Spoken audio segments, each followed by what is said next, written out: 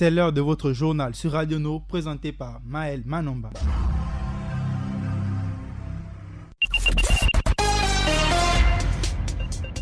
Radio Nour, il est 16h.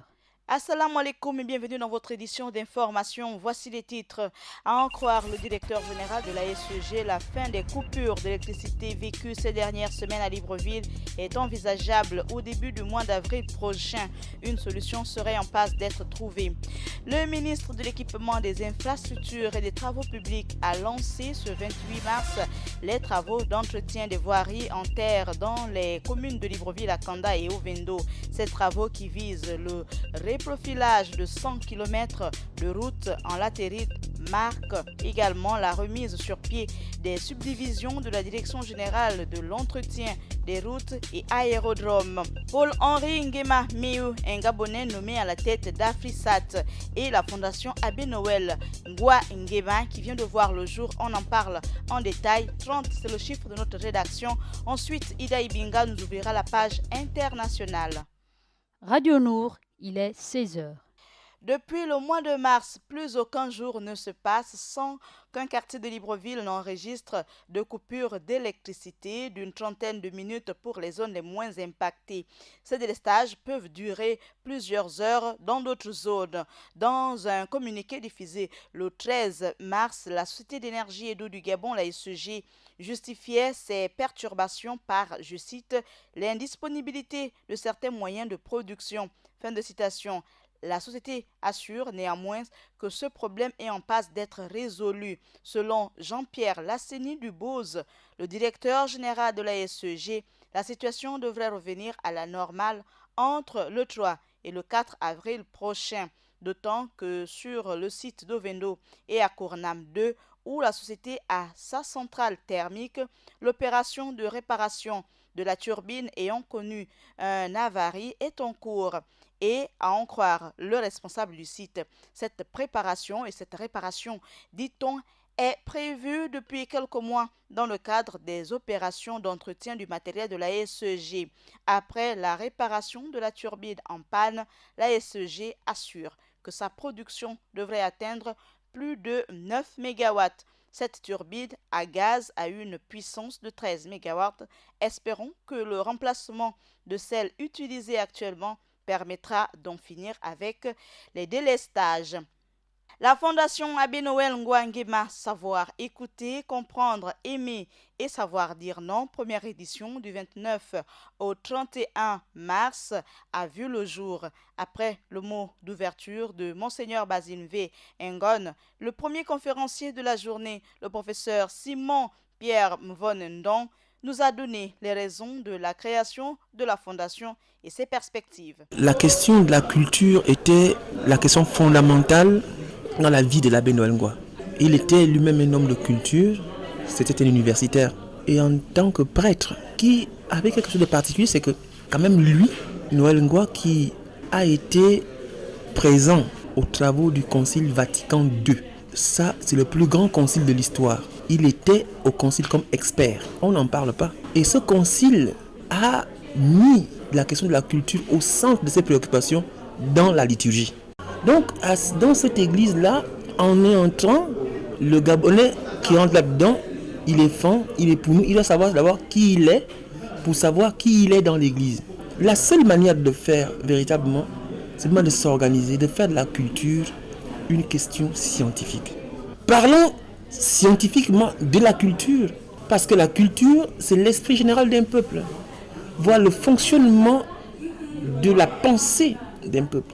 Si tu sais comment quelqu'un pense, alors seulement tu peux lui proposer ce que tu lui proposes pour qu'il adhère. À l'instant, le professeur Simon Pierre Mvonendon, président fondateur de la Fondation Abbé Noël Ngwa Nguema.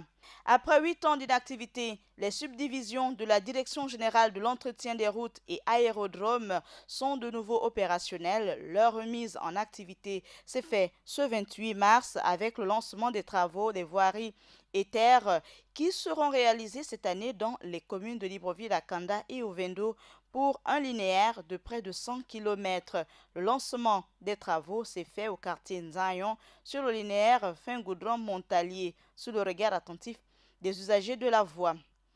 Un Gabonais nommé à la tête d'Afrisat, Paul-Henri Nguema Meye, de nationalité gabonaise, a été nommé au poste de directeur général de l'Observatoire économique et statistique d'Afrique subsaharienne, Afristat, lors de la tenue du Conseil des ministres de cette organisation. C'était à Niamey le 27 mars dernier. 30, c'est le chiffre de notre rédaction.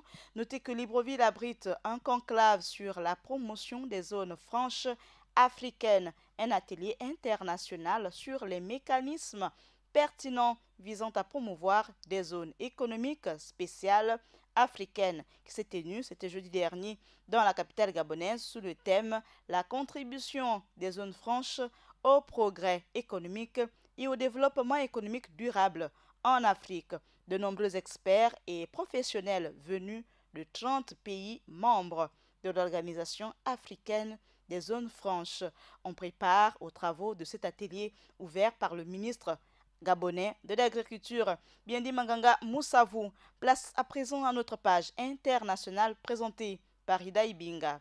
Salam alaikum Maël. Voici les titres de notre page internationale. On parle de la polémique absente d'une réunion des pays de la zone franc au Niger, mais également quel nouveau mandat pour la MONUSCO. Enfin, Trump repart en campagne galvanisé par la fin de l'enquête russe. Nous ouvrons cette page internationale en Afrique. Les ministres des Finances des pays membres de la zone franc étaient en conclave ce jeudi à Niamey au Niger.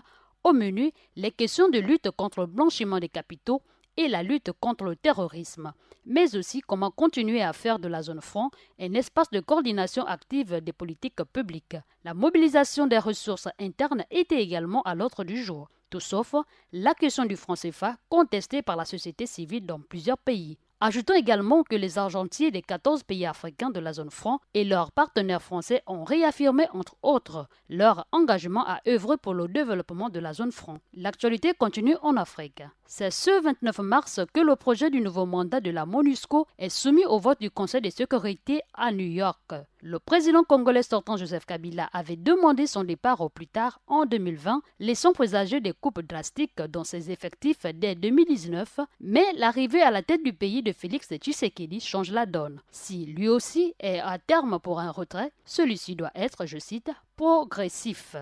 Fermons cette page internationale aux États-Unis où Donald Trump a tenu son premier meeting depuis la remise du rapport Mueller au ministre de Justice. Galvanisé par la fin de l'enquête russe, le président américain a lancé sa campagne pour sa réélection dans l'État du Michigan qu'il avait conquis de justesse en 2016. Merci, c'est tout pour cette page internationale. Merci Ida Ibinga pour la page internationale. On dit également merci à Axel Kumba pour la mise en onde et surtout pour la réalisation.